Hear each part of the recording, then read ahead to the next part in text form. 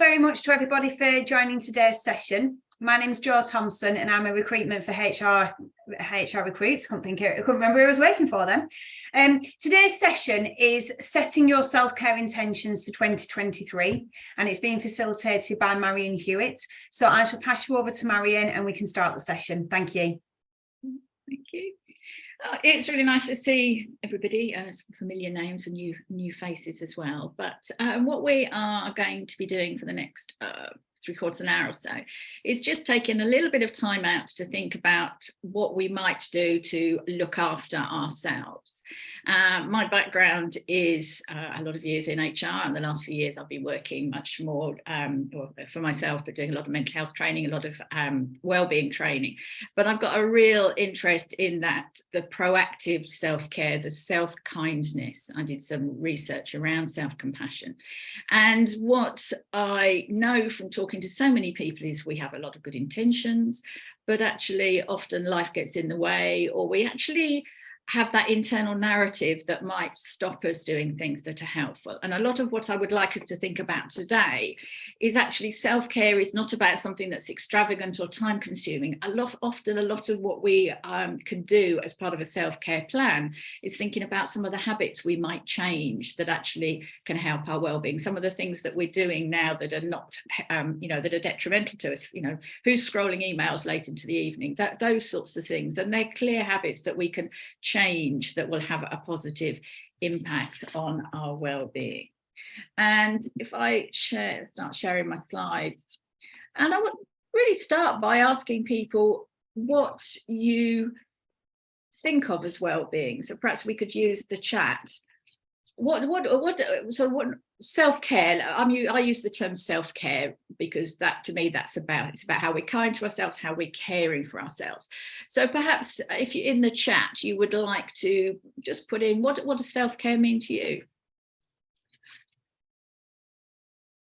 Mental and physical care, yeah, thank you. Work-life balance, good sleep, exercise, yeah. Time to stop, yeah, looking after my needs. I mean, I'm not really trying to overcomplicate it. To me, it says what it is. It's about how we care for ourselves. It's the practice of looking after ourselves. In the health and social care area, then self-care is considered as a more proactive intervention that works alongside other medical interventions when it's talked about that way. But I just think about it as how we look after ourselves. And what happens when we don't look after ourselves, when we are not making time for those self-care things, what is happening? Getting any thoughts into the burnout, stressed, irrational, recognize that one. Depression, And if we then are thinking about how we are showing up when we are in that state, when we're not looking after ourselves, when our resources are depleted, when we're tired, we can't think straight, we're feeling, just less positive about things, probably not quite as nice a person to have around. We don't have patience with people. When we're in work, we're not able to do the things that are helpful. We know we're not performing at our best. And, there's very real reasons, loads of things going into the chat. Thank you for all those contributions. And actually, when we are not looking after ourselves, there are very real changes happening in our brain. When we some trigger happens, we make an immediate assessment as to whether that trigger is a risk and or a hazard. And if our brain decides that it is some sort of risk or hazard, it will put in that stress response system. And when we are activating the stress response system, it means that our the oldest part of the brain, the reptilian part of the brain, actually takes over. And that's when our blood pressure increases, heart rate increases, cortisol, adrenaline are all going around the body. And what we've got into the state of in the world we're in today, we are using that response, that survival response, in a way that it's not meant. We are not actually in a survival threat situation when we've got a tight deadline or too many emails, but our brain is currently treating us in that way. And when we become overloaded, when we keep triggering that stress response, we effectively take the other parts of our brain offline. Obviously, survival is the most important. Our brain puts the resources there, and then it takes the resources from the other brain. So when you can't think straight, you can't remember something, that's exactly what happens. And it's, you know, it gets worse. And somebody mentioned burnout a little while ago, and that's what, you know, we are constantly firing that response in a way that becomes unsustainable.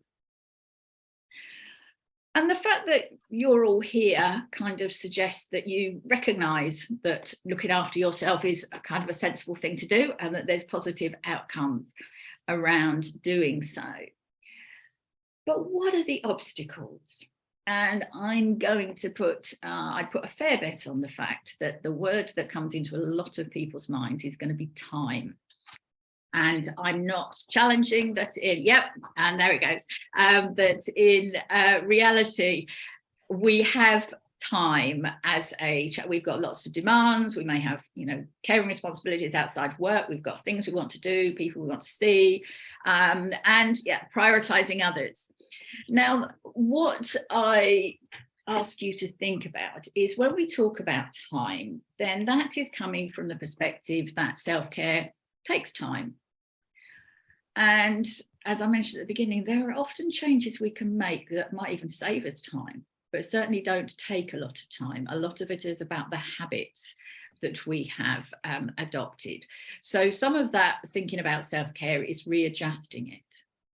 The other obstacle, which I hear a lot and has also come up into that chat, is we are conditioned to put others first. And I'm not, you know, saying that we shouldn't be considering other people, and it's not about being selfish, but that is often what our internal narrative is telling us, that we need to be putting others first, that it's selfish to think of ourselves, putting ourselves first.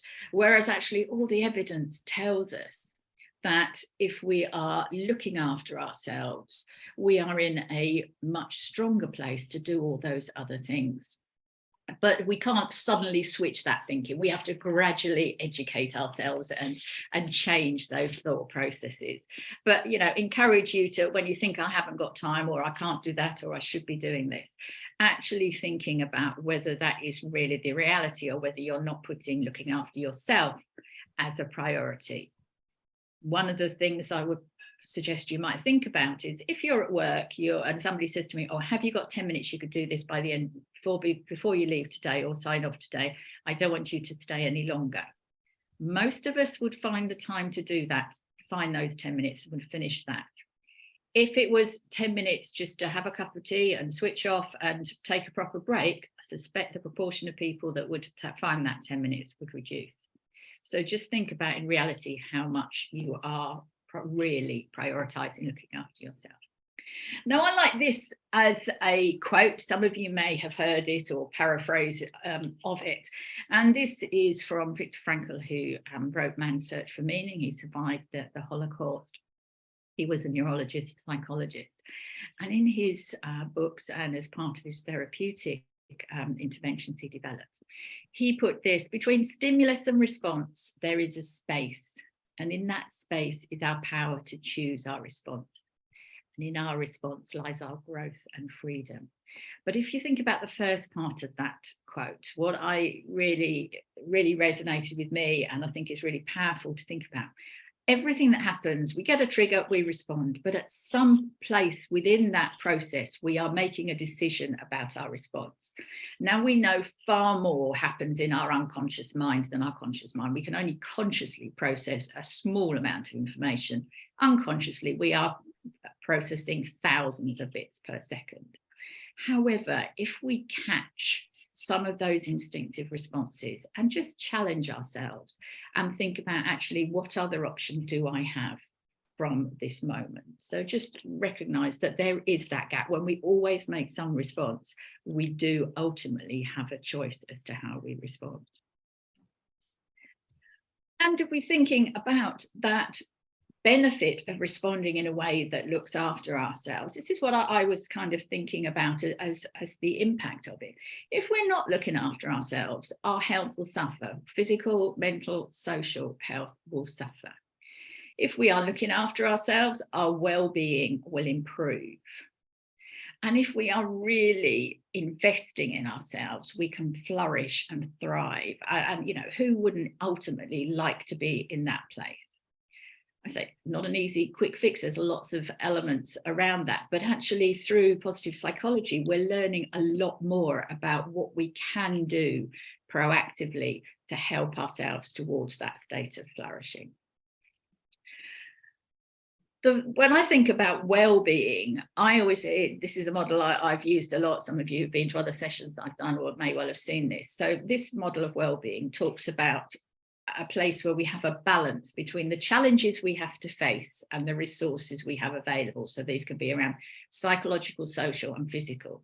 What tends to happen, and it's perfectly reasonable that this is the instinctive response, when the challenges increase, we take our eye off replenishing those resources, so our balance becomes unsteady. Whereas in reality, when things are tough, that's when it's even more important we are looking after ourselves. So just if we think about, well-being as that balance, that's a good place to be, having that good level of well-being. But if we're moving towards that state of flourishing, how can we look at, looking after all elements of our psychological well-being? We're probably much more aware of the things to do for our physical well-being, but for our psychological well-being, what are the things that help that? Those beliefs of the self-acceptance, the self-worth, the environmental mastery, feeling equipped to do the things that we need to, having positive, constructive relationships around us in whether it's work, home, wider environment, having the right level of autonomy, the control over our environment, are all important factors. So just think about all these different areas of your world, because we'll come to be looking at specific ideas. In fact, what I'm going to do, there's a link I've just put into the chat, which you can then download. If you click on that, you can then download the form or a checklist thing afterwards. And then I talked about flourishing, and anybody that is familiar with any of the positive psychology movement, when it was kind of started by Marty Seligman in 2004, and his main model that he developed, so scientifically evidence research backed, is that PERMA model of flourishing.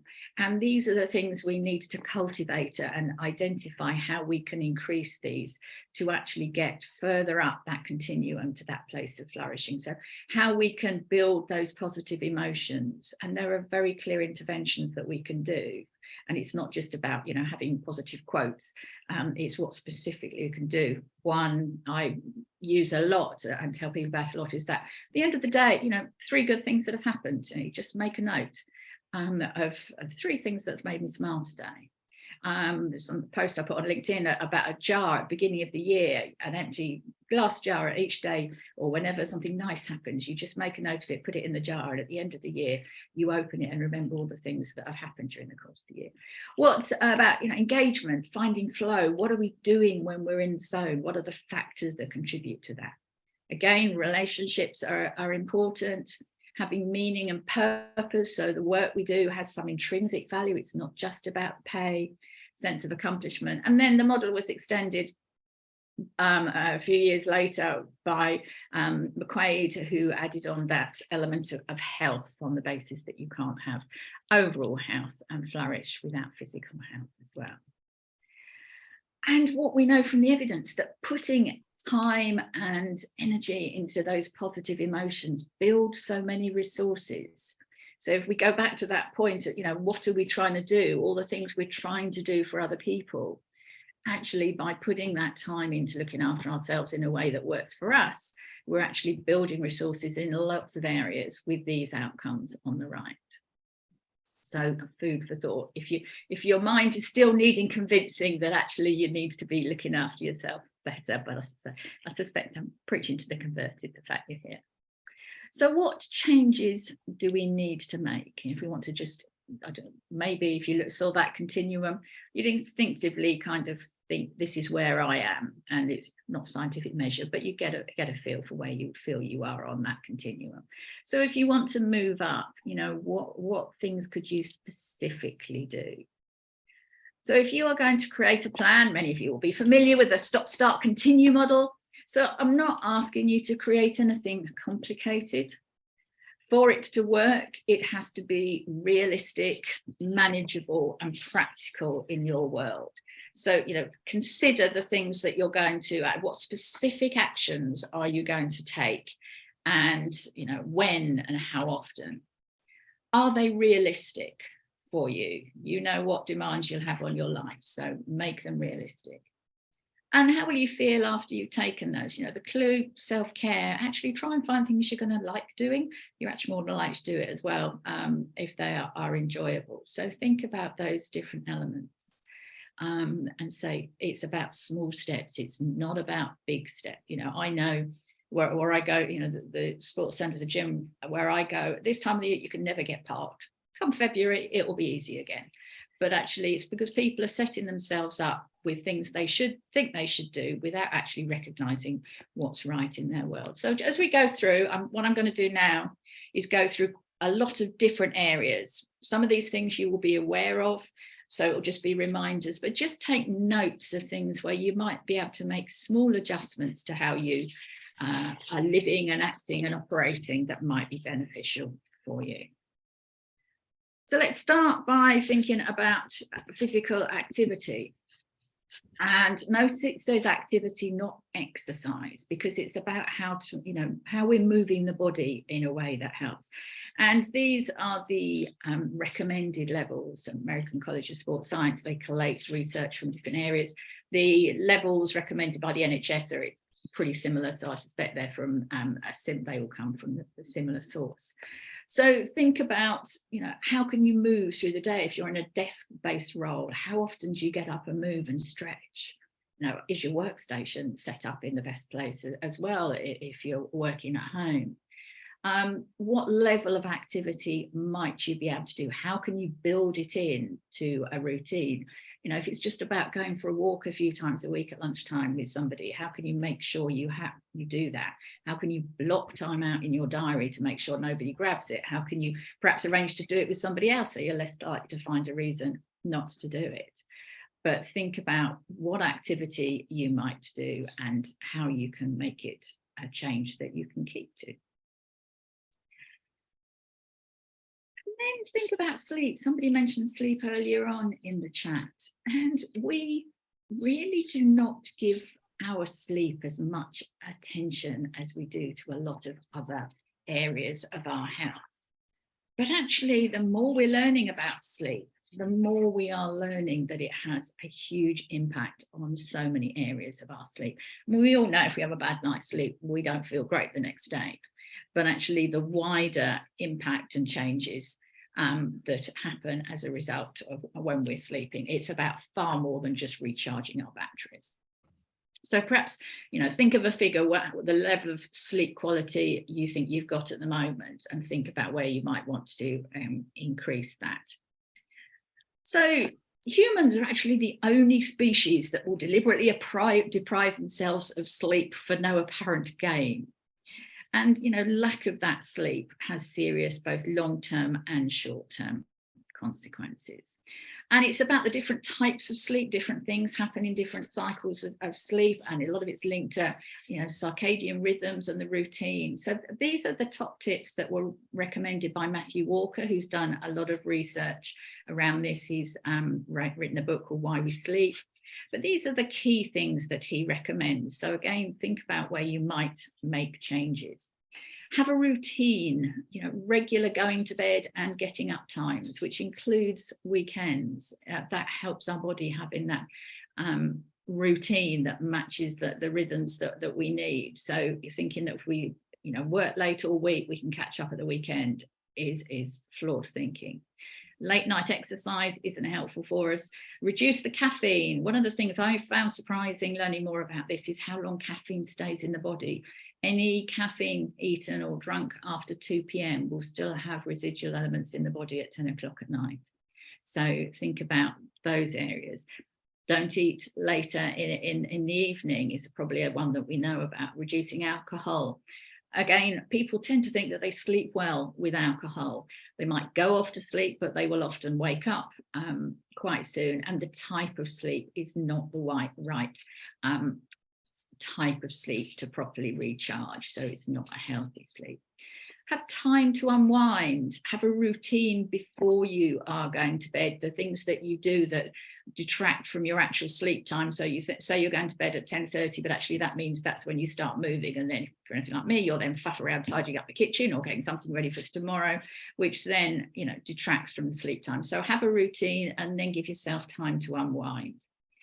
30 minutes a day outside, and some form of daylight rather than sun. So any time of the year we should get outside at some point. Hot bath helps adjust the body temperature. The next one, leave tech outside. You know, do not be doing that last minute scrolling, checking emails just before you go to sleep, just looking at that email. It's to do with multiple reasons that affect sleep. So think about, you know, what could you proactively change in terms of your habits around your technology? And maybe you use your phone as your alarm, but you could put it on a do not disturb from a certain time, or, you know, airplane modes, but, you know, so it's not interrupting you. And if you can't sleep, it's far better to be getting up rather than just staying there. And the same way as we don't sleep well, we actually don't rest much. And this was quite a big bit of research. 135,000 people took part as to what they did, and these were the top ways of resting. And so maybe see which resonates with you. I think about, you know, what do you do when you're actually resting? And not all of those are doing absolutely nothing, but it's still resting. So think about the things that you might do. Breathe. It always looks a bit of a strange one to have up as a slide because you're kind of all breathing, I know that. But the way we breathe, again, the more we're learning about that, the more we understand that we can influence our health and well-being by breathing. So checking that we breathe in and out through our nose rather than our mouth. Inside of our nostrils are connected with our different nervous systems, so they can impact whether our body is, you know, increasing its stress or relaxing, depending on how we're breathing. So focus on breathing in and out through the nose. Focus more time on breathing out if you want to calm yourself more. And one of the things I think is interesting is the perfect breath. Most of us could benefit from slowing our breathing down, but the perfect breath is 5.5 seconds in, 5.5 seconds out, which equates to 5.5 breaths per minute, which equates to about 5.5 litres of oxygen that we're taking in. And what I think is fascinating about that is that is the exact rhythm of prayer practices in both Hinduism, Buddhism, Taoism, and Christianity. So at some level, there must be some instinctive awareness of what is a healthy way of breathing. So just think about that. So the main ones that I remember is slowing my breathing in and out through my nose, and making sure I'm breathing deeply, breathing from my stomach rather than chest. Diet, not going to go into all of this. It's not about the nutrition as such. You probably know things that you could do differently to improve your diet, but actually think as much about your habits around how you eat and how they might add to your well-being. We know there's a lot of benefits in being present and just slowing the world down, and actually eating it in a considered way is a really easy way of doing that. You know, how often, I know some of us have been, you're doing it, you know, you're grabbing your lunch while you're doing something else, or you're watching TV while you're eating a meal, and that, rather than just stopping and savouring, or thinking about, are we grabbing unhelpful snacks when we're feeling tired that give us a short energy sugar rush, but then leave us more tired. Whereas actually in those situations, and what's interesting, it's actually beneficial if those minutes when we want to go and grab a biscuit, we actually stop and do a few breathing exercises. We actually take in more oxygen that ultimately creates more energy than that chocolate biscuit. So if you want a quick diversion. And work. We could do whole sessions on this. I have done whole sessions on this, but actually think about your work and your habits around your work, and I would encourage you to challenge some of the practices that you recognise you've got into that are possibly not very helpful. So that back-to-back culture of meetings, the keeping your emails on your phone, having notifications coming in when you're doing something else that distract your attention and then influence overall productivity and focus. You know, all those, there are some very simple things we can all do that can reduce the general stress levels around how we're working. We know that's got a whole lot worse in the last few years with blurred boundaries and remote working and all those sorts of things. But think about where you actually have got more ownership than you might be taking.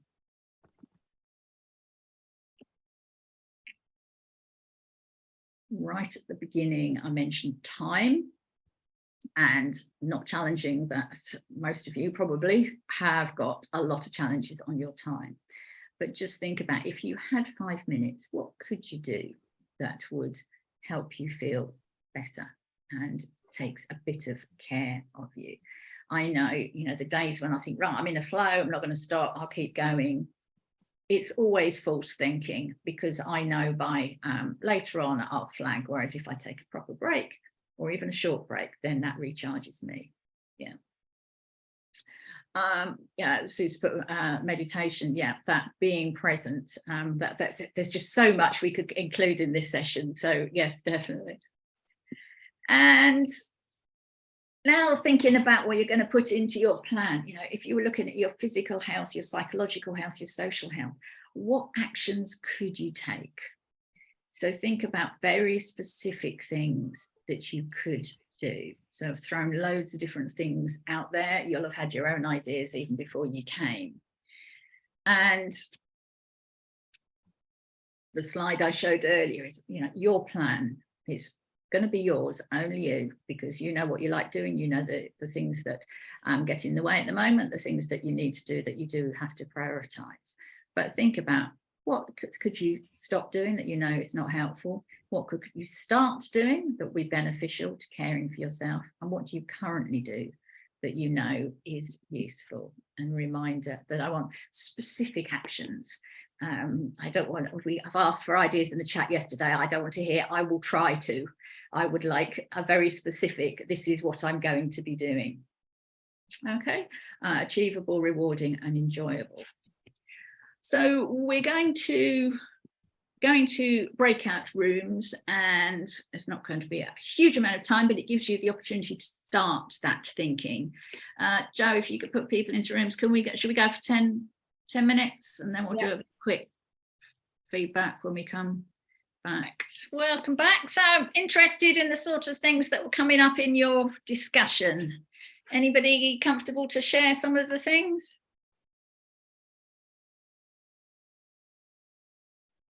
I'm happy to share. Oh, thank you. Sorry. Yes, please. I put in the chat earlier about meditation, and it's something I'm really poor at doing. Mm-hmm. And there's something about sitting still for 5 minutes feels like I'm wasting my time. So it's a mind, a mind over matter thing. And Claire came up with a great idea. Well, a great question. She said, "Do you like doing things, meditation on your own or with other people?" And I like doing it with other people. And I work on my own at home. Yet I do have other friends. I could say, "Come on, let's get together, have a Zoom and do a meditation and have a regular time." And I think, that also motivates me to do it, because I'd be letting down other people if I don't go. Mm-hmm. But yeah, it could really because I've struggled for years to do it. So that was really helpful. And I think also with meditation, we often set ourselves unrealistic expectations as to what we're actually going to do and how long we can do it for. I remember somebody said to me years ago, it's called meditation practice, not meditation perfect. So actually, if you just do it for a minute and gradually build up. But yes, I recognise that, I should be doing something mind chatter. Thank you. Other thoughts? Anybody who'd like to commit to any of the actions they said they're going to do? We'll put them in the chat if you're more comfortable to do that. As soon as you put them in writing, you're more likely to do them. I'm happy to share mine. So I'm gonna stop then and work. So I'm not being able to look after myself. As an example, I want to go swimming, but there's something holding me back. And so I said to my husband, I said, I can't come because work is so busy. But then realistic, was it that busy, or was it was it myself not wanting to do it, or not looking at what I need to do? So I'm committing to stop using work as an excuse and to go ahead and doing the things that make me happy. Yeah. And then actually you're probably far more productive at work the next day if you've done that recharging. And probably most of us are in jobs we'll never actually finish, will we? There's always something else to do. So we're giving ourselves a false narrative anyway. So time work diary to take lunch, reflect on a break, and actually make sure that that's concrete time. It's in the diary. It's not one that people will have the option to override. I think that's often something that I hear of in organisations, the lack of respect for those boundaries around things and how you can be, I suppose, role modelling those behaviours as well. So please feel free to carry on putting any of your thoughts or actions into the chat so that it helps with accountability. And I hope that you have come up with quite a few things that you want to do that are manageable, realistic and achievable in your world. And, the clue is in the world. Self-care is about caring. Stop looking at work emails. Yes. And how hard that is just shows us how conditioned we've got to picking our phone up so often. Now the accountability, how are you going to, you're here, that was the first part, you're setting some actions, which is the second part, but how are you going to make sure you actually stick to those? We know, because I deliberately didn't put this in terms of New Year's resolutions, because we know they don't work. But these are about very specific actions that we can take. I've put a link into the chat. I'm actually running a session in February that's an accountability session. So it's just an opportunity for people that are attending these sessions. I'm running quite a few of them in different places to actually have some accountability, not just as a check-in, but also an opportunity to review your plan and to think about what's got in the way and how you might be able to overcome those. So the link was in the chat if you wanted to sign up for one of those. So I really hope you have found that useful. Lots of things I know that I just shared in quite a speedy way, but hopefully you were able to pick up a few things that you can take away and take into your world as practices. So thank you, those of you that have been putting things into the chat. So it's great to have those contributions. Anybody, we don't share won't share the slides as such, it is being recorded, but there's a summary sheet for the things that, for the action plan, if you wanted a copy of that. Okay, so unless there's any other last questions, I will hand back to Jo. Thank you. Thanks very much, Marion, and thanks very much to everybody for attending. I hope that you enjoyed the session.